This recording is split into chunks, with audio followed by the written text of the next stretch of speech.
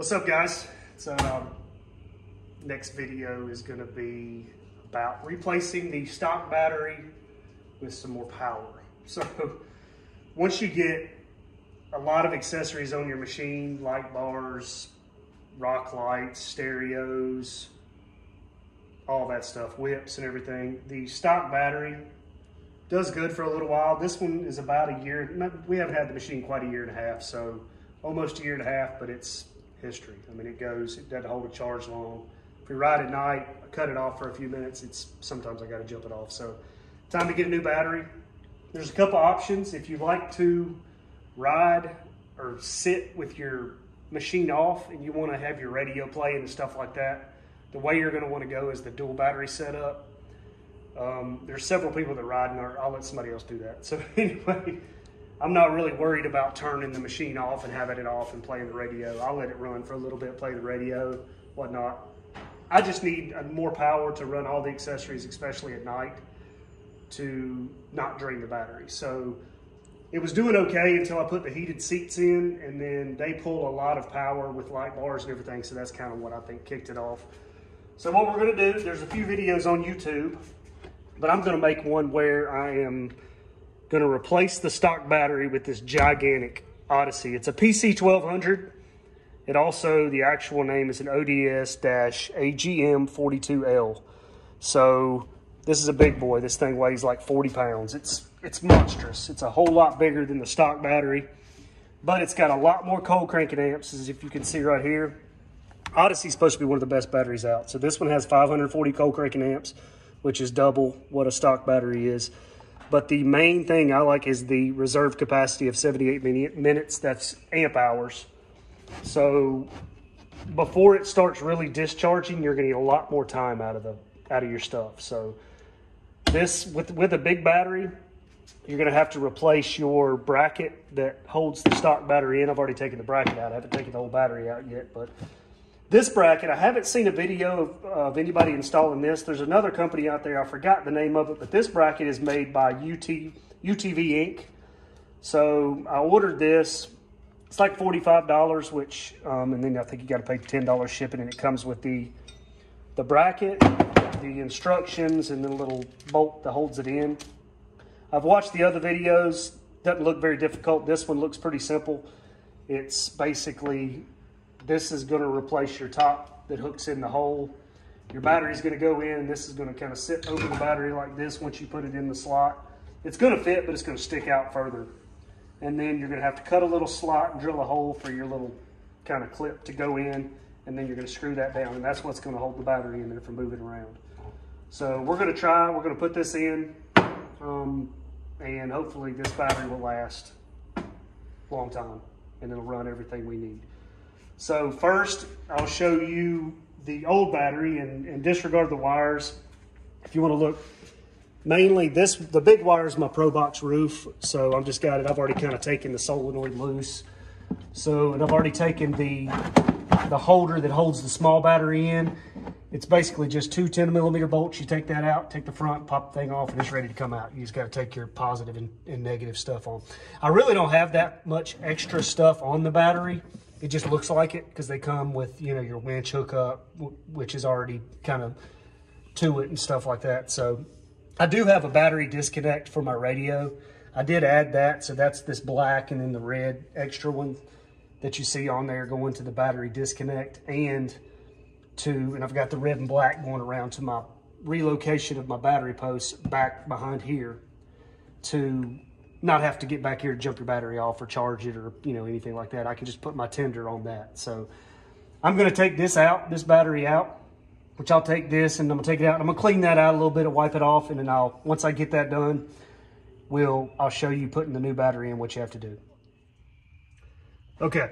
All right. I got the old battery out and I've cleaned it out good and everything. So what you do next, I've already got the battery in it, but before you put the battery in it, the instructions say you measure from basically this left-hand side of the wall of your battery tray over to 4 inches, and you put a mark right here.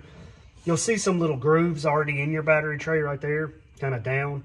But anyway, measure over 4 inches to there, put a mark on this front-facing little lip right there toward the top, and then you measure over 4 3/4 and put another mark. And then what you'll do is you'll just cut out with a razor knife or a little Dremel or whatnot, just that little notch right there. So just leave, you know, the thickness of the plastic, which is probably about that much, you just kind of guess.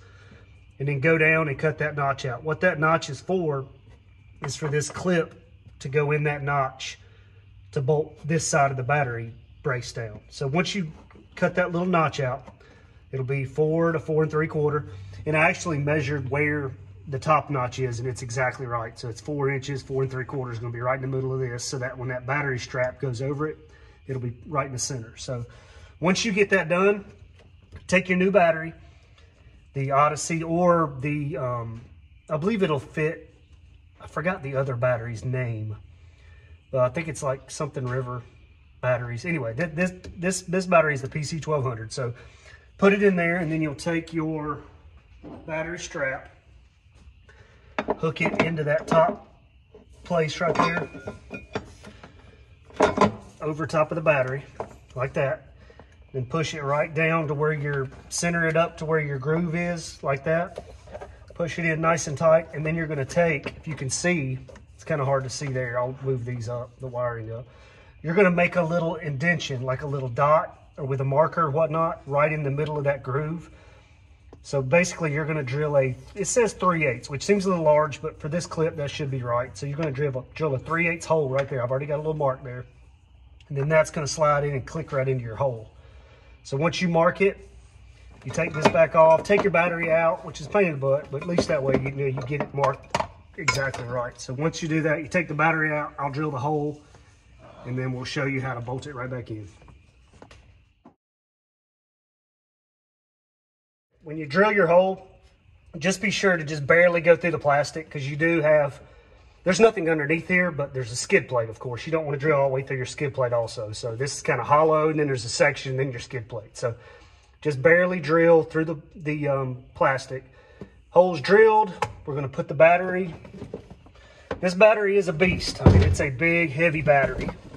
So once you get that drilled, make sure the battery's right up against the back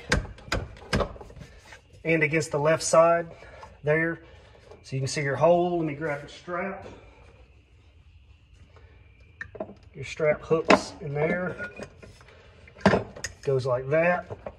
And there's that right there. So now I'll take my clip. Let me hold this out of the way so you can see it. So I'll move that first. Take your clip.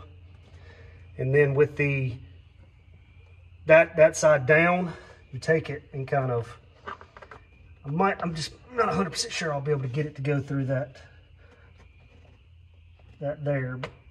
I may have to trim that out just a little bit more. I didn't make my notch deep enough. So let me grab my razor blade, the razor knife, and cut that out.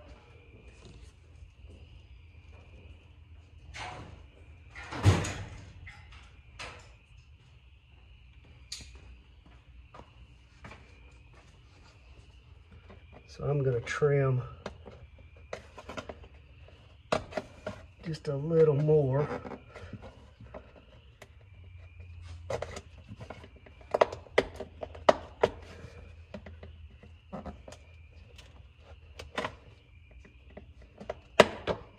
Okay. All right, that should be good enough. Now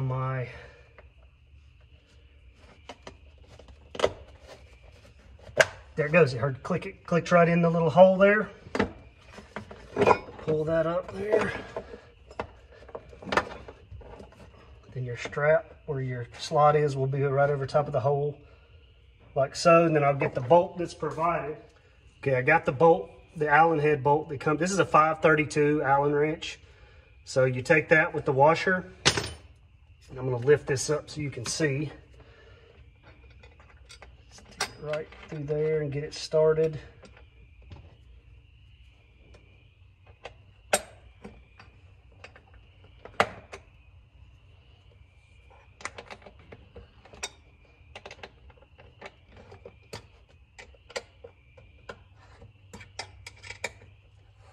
I can feel it tightening down on it good.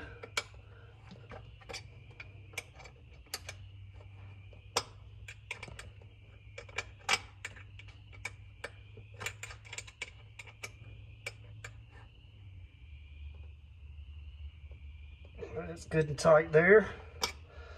So there is your battery, and that joker is in there. It might be able to move just a hair left and right, but not much. If you want to, maybe you could put just a little something under it to kind of make it a little bit tighter. But that battery, I'm not worried about that battery going anywhere, so that should be good. The other bracket made by, I believe it's TMW, I think is who makes it. It does have an extra little arm that kind of hooks around the side of the battery to keep it from moving that way too, which is cool. They're more expensive, but I think this is fine. This is, I mean, your battery's not going to go anywhere. It can't come out. It might slide just a hair left and right. So battery's in there good. The bracket's bolted in. Now all we got to do is just hook your stuff back the way you took it off. There's the Odyssey PC1200 replacement with the UTV ink battery strap.